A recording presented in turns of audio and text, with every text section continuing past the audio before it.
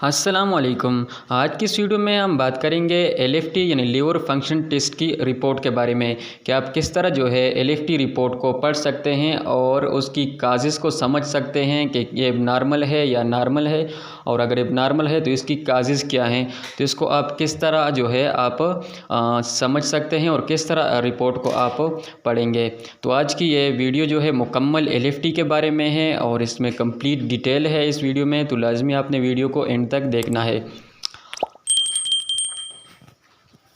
तो एलएफटी यानी liver function test जो है ये करते हैं कि पेशेंट के लीवर में कोई एबनॉर्मेलिटी है या नहीं है, इसको देखने के लिए, और जॉन्डिस के जो टाइप है और उसकी काज को कि ये जॉन्डिस है कौन सा टाइप का और इसकी वजह क्या है, तो इसको जानने के लिए एलएफटी टेस्ट किया जाता है। तो सबसे पहले हम जो है जॉन्डिस की टाइप को समझते हैं, ठीक है। उसके बाद हम आते हैं फिर टेस्ट के बारे में। तो सबसे पहले जो है हम देखते हैं जो जॉन्डिस होता है वो हमारे पास 3 टाइप का होता है। एक होता है प्री हेपेटिक जॉन्डिस जिसको हेमोलिटिक जॉन्डिस भी कहा जाता है, दूसरा है हेपेटिक या हेपेटोसेलुलर जॉन्डिस, और तीसरा है पोस्ट हेपेटिक या ऑब्स्ट्रक्टिव जॉन्डिस जिसको कहा जाता है। तो जो प्री हेपेटिक या हेमोलिटिक जॉन्डिस है इसमें जो है हेमोलिटिक एनीमिया में यह होता है, इसमें जो आरबीसीज हैं वो टूटते हैं और जिससे बिलिरुबिन रिलीज़ होता है और उसकी वजह से जो है बिलिरुबिन जो है ब्लड में हाई हो जाता है।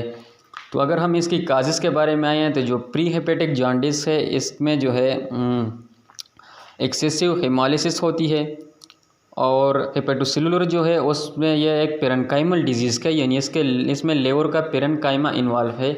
और जो पोस्ट हेपेटिक है या ऑब्स्ट्रक्टिव है तो इसमें जो है बिलियरी पैसेज जो है यानी बाइल डक्ट या पैंक्रियाटिक डक्ट की ब्लॉकेज हो जाती है, इसकी वजह से जो है ये पोस्ट हेपेटिक या ऑब्स्ट्रक्टिव जॉन्डिस होता है। अगर हम देखें डिग्री ऑफ जॉन्डिस के बारे में तो प्री हेपेटिक या हेमोलिटिक जॉन्डिस जो है इसमें डिग्री ऑफ जॉन्डिस लो होता है, हेपेटोसेलुलर में मॉडरेट टू सीवियर होता है और पोस्ट हेपेटिक में भी मॉडरेट टू सीवियर होता है। और फीसिस के कलर को अगर देखें तो प्री हेपेटिक जो होता है उसमें डार्क होता है फीसिस का कलर, जो हेपेटिक है या हेपेटोसेलुलर है उसमें पेल होता है, और जो पोस्ट हेपेटिक है या ऑब्स्ट्रक्टिव है उसमें जो है क्ले कलर का होता है। वांडेनबर्ग रिएक्शन के बारे में अगर बात करें तो प्री हेपेटिक में ये इंडायरेक्ट होता है, हेपेटोसेलुलर में बाइफेजिक होता है और पोस्ट हेपेटिक में ये डायरेक्ट होता है। वांडेनबर्ग रिएक्शन क्या है तो इसके बारे में मैं एंड में आपको बताऊंगा। जो पिगमेंट एंड सर्कुलेशन है यानी पिगमेंट होगा जो, तो प्री हेपेटिक में जो है ये अनकंजुगेटेड बिलिरुबिन होगा, हेपेटोसेलुलर में जो है कंजुगेटेड एंड अनकंजुगेटेड दोनों होंगे, और जो पोस्ट हेपेटिक है उसमें जो है ओनली कंजुगेटेड होगा। अब बिलिरुबिन एंड यूरिन अगर देखेंगे तो यूरिन में जो है प्री हेपेटिक में या हेमोलिटिक जॉन्डिस जो है इसमें यूरिन में बिलिरुबिन नहीं होगा, हेपेटोसेलुलर में थोड़ा सा बिलिरुबिन होगा, और पोस्ट हेपेटिक में जो है बिलिरुबिन यूरिन में ज़्यादा होगा। अब हम आ जाते हैं कि हमारे पास एलएफटी टेस्ट में क्या क्या होता है और उनकी नॉर्मल वैल्यूज़ क्या हैं, और जब ये हाई होगा तो इसमें क्या होगा।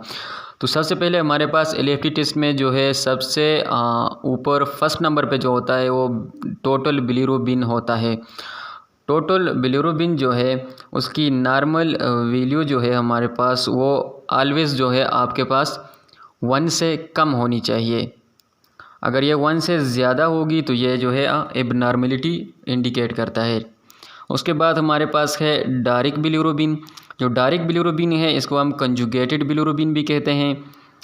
तो इसकी नॉर्मल वैल्यू जो है वो 0.3 से कम होनी चाहिए। अगर ये 0.3 से हाई होगी तो इसका मतलब है कि ये पोस्ट हेपेटिक जॉन्डिस है। इसके बाद जो है इनडायरेक्ट जो है बिलिरुबिन है, इनडायरेक्ट बिलिरुबिन की नॉर्मल वैल्यू जो है 0.8 से कम होनी चाहिए। अगर ये नॉर्मल वैल्यू से ज़्यादा होगा तो ये शो करेगा कि ये प्री हेपेटिक जॉन्डिस है, यानी कि आरबीसीज़ की जो रप्चरिंग है वो ज़्यादा हो रही है, जिस तरह के हेमोलिटिक एनीमिया में होता है या मलेरिया में होता है, आरबीसीज़ ज़्यादा टूटते हैं तो बिलिरुबिन ज़्यादा जो है ब्लड में रिलीज़ होता है, ठीक है। इसके बाद जो है हमारे पास फिर हम देखते हैं एंजाइम्स। तो जो एंजाइम्स में है हमारे पास सबसे पहले अल्कलाइन फास्फेटेस है, एएलपी जो है इसकी नॉर्मल वैल्यू जो है वो 44 से 147 होती है, और इसकी जो है ज़्यादा जो हो जाता है तो ये इंडिकेट करता है हमारे पास कि ये हेपेटोसाइट डैमेज है। इसके अलावा जो है होता है एलानिन अमाइनो ट्रांसफरेज ALT या जिसको SGPT भी कहा जाता है। इसकी नॉर्मल वैल्यू जो है 5 से 35 IU/ml होती है और जब ये ज़्यादा होगा तो ये इंडिकेट करेगा कि ये हेपेटोसेलुलर डैमेज या हेपेटोसेलुलर जॉन्डिस है।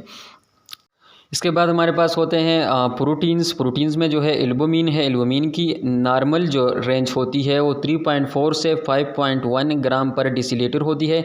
अगर ये लेस होगा मतलब एल्बुमिन अगर 3.4 से कम होगा तो ये इंडिकेट करेगा कि ये क्रोनिक और सीवियर लिवर डैमेज है। यानी एल्बुमिन जो होता है प्रोटीन ये जो है लिवर में सिंथेसाइज होता है। तो जब लिवर एबनॉर्मल होगा, जब लिवर जो है ठीक नहीं होगा तो ये सिंथेसाइज नहीं होगा प्रॉपर मिकदार में, तो ये इंडिकेट करेगा कि हमारे पास क्रोनिक या सीवियर लिवर डैमेज है। उसके बाद जो है हमारे पास है ग्लोबुलिन जो है उसकी नॉर्मल वैल्यू 1.9 से लेकर 3.5 ग्राम पर DL होनी चाहिए। उसके बाद हमारे पास A और G रेशो है तो ये जो है 1.2 से 2.3 होनी चाहिए। और लास्ट में हम जो देखते हैं वो होता है प्रोथ्रोम्बिन टाइम। जो प्रोथ्रोम्बिन टाइम होता है ये नॉर्मली जो है 12 से 14 सेकंड तक होता है।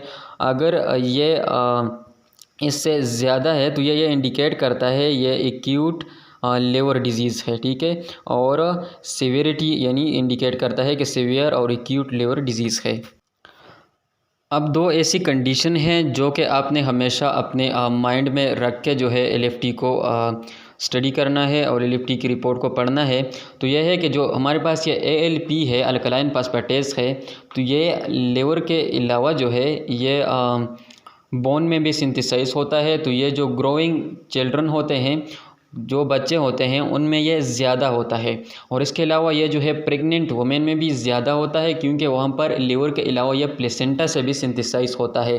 तो इन दो कंडीशन को फिर आपने रूल आउट करने के लिए एक एडिशनल टेस्ट करना होता है जिसको GGT टेस्ट कहते हैं। जब ग्रोइंग चिल्ड्रन और जो हमारे पास होते हैं वुमेन होती हैं, जो प्रेग्नेंट वुमेन होती हैं, तो उनमें अगर ALP के साथ GGT भी ज़्यादा है तो फिर आपने ये कहना है कि इसके लिवर डैमेज है, ठीक है। तो ये लिवर डैमेज की वजह से होगा जब GGT और ALP दोनों ज़्यादा होंगे। अब आ जाते हैं AST ALT रेशो के ऊपर। तो ये आपको कौन कौन सी कंडीशन में ज़्यादा मिलेगी। तो देखें, अल्कोहलिक लिवर डिजीज़ जो होता है उसमें ये 2 to 6 तक होती है। और जो ऑर्गेनिक टॉक्सिक हेपेटाइटिस होता है उसमें ये > 2 होती है। सिरोसिस में ये जो है 1.4 से लेकर 2 तक होती है। जो एक्स्ट्रा हेपेटिक बिलियरी ऑब्स्ट्रक्शन होता है उसमें ये 0.8 तक होती है। तो यदि हमारी आज की अगर वीडियो आपको पसंद आई है और आपने कुछ सीखा है इससे, तो वीडियो को लाइक कीजिए, शेयर कीजिए और चैनल को सब्सक्राइब कीजिए। अगर